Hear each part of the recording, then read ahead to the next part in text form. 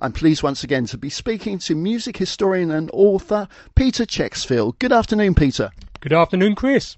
Now, Peter, you've written some fantastic books about pop music and your knowledge is incredible. How do you actually go about writing a book that is about pop music?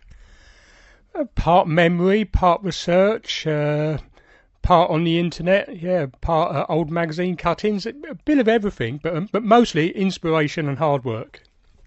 And your latest book is one I've really enjoyed because I worked with this duo in the 90s and they were great chaps. They were, of course, Chas Hodges and Dave Peacock, better known to most people as Chas and Dave. And the book is called Wallop. Why Wallop?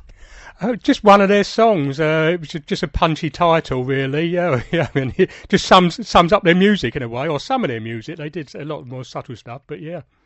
So what attracted you to write a book about Chas and Dave?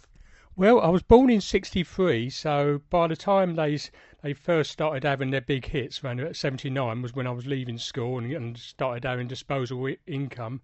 And I was always more obsessed with music from the '60s and '50s to a certain extent, but they was one of the few contemporary acts that I really liked, and bought all their albums throughout the '80s into the '90s, well, throughout their career, really.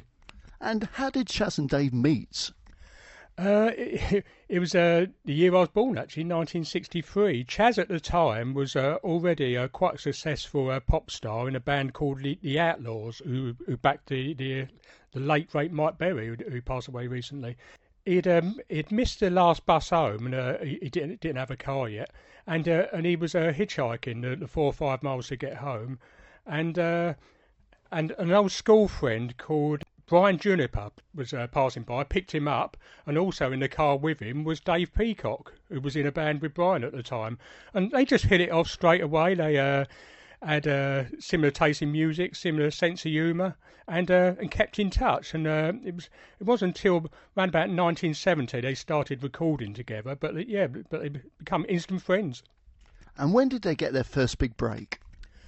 Their first really big break was in 1979, Gertcha. It's a song they'd recorded previously, about 4 years earlier, under the title of Wurcha, but it was a much slower, sort of almost funky arrangement. But then someone through an advertising agency was interested in them and hired them for a Courage Best advert, and that's when everyone first started really hearing them, and the song was Gertcha, yeah. And the book has memories from 3 very famous people, Jim Davison, Sally James and Richard Digance. They knew Chas and Dave, but they also worked with them as well. How did you get hold of these memories? Yeah, I just wrote to them. Jim Davison in particular impressed me. He's got a bit of a reputation, but I wrote to him one evening, probably about 9 or 10 o'clock at night. And I woke up in the morning, logged on about 8 o'clock, and there was already a message, and he was saying, all these memories, and the impressive thing, which is quite a nice thing, both Jim Davison and Richard Digance end their messages by saying, "I love them." And I got to say, I've, as you say, I've written quite a few books, but sometimes you speak to other musicians and people's interviewed them like yourself, and some say, they're not necessarily nice people, but I honestly couldn't find anyone to say a bad word about Chas and Dave. They really were what you see, what you get. And I think one thing that a lot of people don't realise, that they were actually excellent musicians, and this is also in the book. Yeah, I mean, Chas Hodges in particular, he was on a lot of the Joe Meek sessions for people like Hines and Johnny Layton, people like that. And then he was in Cliff Bennett and the Rebel Rousers and played on Got to Get You Into My Life, their big hit. But then, by 1969 and throughout the first half of the 70s, they did a lot of sessions for Teresa Brewer and Labby Sifry and all that. And one of the songs, a song by Labby Sifry, was later sampled by Eminem, not my sort of music, but for one of his big hits. Yeah, apparently one of the highest selling rap records of all time, and Chas and Dave play on it. And another person actually that I interviewed a little while ago was Albert Lee. And Albert Lee was great friends with Chas. They actually grew up in the same streets. and he said that he was a fantastic musician, and that comes from Albert Lee, who is a great guitarist. Oh yeah, yeah. They were very close, yeah. And well, they was actually in a band together before Chas and Dave really got together, called Heads, Hands and Feet. That was with Chas Hodges and Albert Lee. Yeah, yeah. Oh, yeah, fantastic musician. And most of us know the big hits like Rabbit Rabbit, Cyborg Song, and of course Margate. But I didn't know this, and probably a lot of other people didn't know, that Chas actually made an album which was unreleased recordings from 2007 to 2017. Can you tell us about that album? Well, let me just touch. Chas died actually on 22nd of September 2018, which coincidentally is 7 years ago. When we're taping this interview. But about 2 years later, his son Nick, who was later Chas and Dave's drummer, actually, excellent musician in his own right, he was going through his dad's old recordings and all that, and put together this album.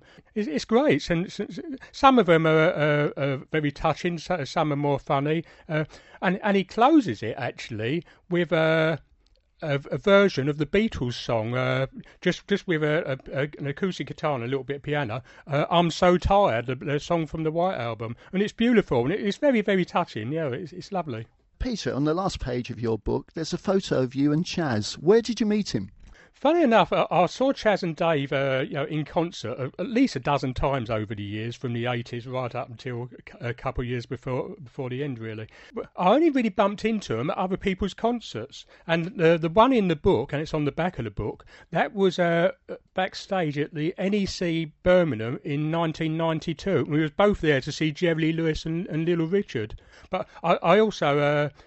much later, about 2009, 2010, I was a doorman at the Winter Gardens at the time, and Chas, just on his own, did a concert, and we had a long chat there, and we both loved Jerry Lee Lewis. I don't know if it was because of her talking to me, but the first set, apart from the closing song, which was Gertrude, it was nothing but Jerry Lee Lewis songs. And you see how Chas was in heaven, and so was I. I don't know what all the audience thought of it, but it was fantastic. It really was. And he was a very interesting man. As I say, I worked with him, and it was actually at the Winter Gardens before he started his show, and I was doing the comparing. We sat for an hour in his dressing room because Dave had gone over to the pub, and at that time, Chas wasn't drinking, and we talked about football, we talked about music and everything, because he was a big Tottenham Hotspur supporter as well. Yeah, that's right. They had several hits with Tottenham Hotspur. But yeah, he was a lovely guy. I mean, although I'd met him before, we weren't really friends. He didn't remember me. But when I went down, this was before the show at the Winter Gardens. I was just unlocking, and he was already there, just getting ready to do a sound check. And he said, "Hello, mate. I'm Chas. Any chance of a cuppa?" Yes, I ordered him, and then we just got talking for about an hour, and he said, "I better get on, do this bloody sound check." Yeah. Lovely guy, lovely. And of course, Dave Peacock, is he still making music? Yes, there was a concert at Hyde Park a couple of weeks ago with Chas's daughter, Kate Garner. And Dave Peacock come along and did a few songs with her. And I've got to say, that they were genuine friends. I mean, Dave never had any kids of his own, but Chas's 3 kids, long grown up now with kids of their own. Dave was the godparent for all of them, and they've all stayed in touch. And even since Chas died, they're all very friendly with each other, which is lovely. It is, yes, because obviously, they were working together, but they were also very, very good mates, as you say. Peter, this is a fantastic book. It is a must for any Chas and Dave fan. How can you get hold of the book? Amazon, the biggest bookshop in the world, but if you don't use Amazon or you can't find it, just Google my name, Peter Checksfield. I've got a website, and drop me a line, and I'm sure I can work something out and help you. And the book is called Chas and Dave Wallop. Well, Peter, thank you for the excellent book. And is there another one in the pipeline? I've probably got about half a dozen unfinished books. So some I've done about a quarter, some I've done about 3/4, but for various reasons I haven't finished them. I'm not even going to say, because chances are I'll just drop them and do some inspiration to come along. But I'm having a little break for a while. But yeah, I'm sure within a few months I'll have another one. Well, you certainly deserve it. Thank you very much for speaking to us today. Thank you, Chris.